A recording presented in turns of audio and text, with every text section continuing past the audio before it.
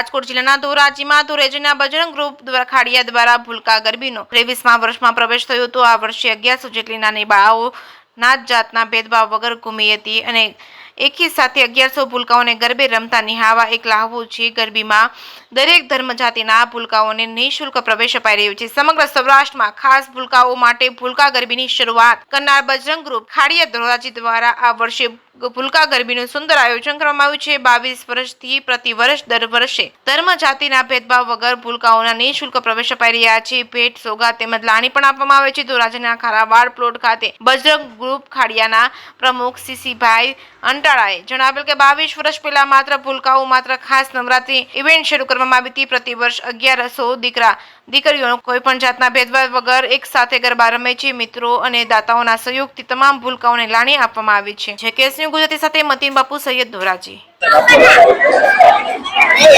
CC Antala Rajkot જિલ્લો ધોરાજી ગામના અમારા બજરંગ ગ્રુપ ખાડિયા ધોરાજી આયોજિત જય જલિયંબે ભૂલકા ગરબી છેલ્લા 22 વર્ષથી નાના ભૂલકાઓ 2 વર્ષથી ઉપર અને 10 વર્ષથી નીચેના 1100 જેટલી સંખ્યામાં કોઈ પણ જ્ઞાતિ જાતિ ધર્મના ભેદભાવ વગર વિનામૂલ્યે પાસ આપી બાળાઓને 9 દિવસ રમાડવામાં આવે છે।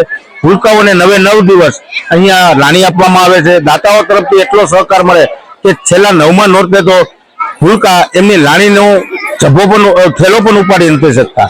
તેમજ અહીંયા અમારી આ ગરબી સીસીટીવી કેમેરા તેમજ ફાયર સેફટી વગેરે સાધનોથી સુસજ્જ છે। અહીં અમને સરકારશ્રી તરફથી જે બેટી બચાવો બેટી પઢાઓ સ્વચ્છતા જેવા અભિયાનોનું પણ અમે અહીંયા સૂચન તેમજ માર્ગદર્શન આપીએ છીએ અને ખૂબ અમને સાથ અને સહકાર મળે। અમારા માટે આ 23મું વર્ષ છે।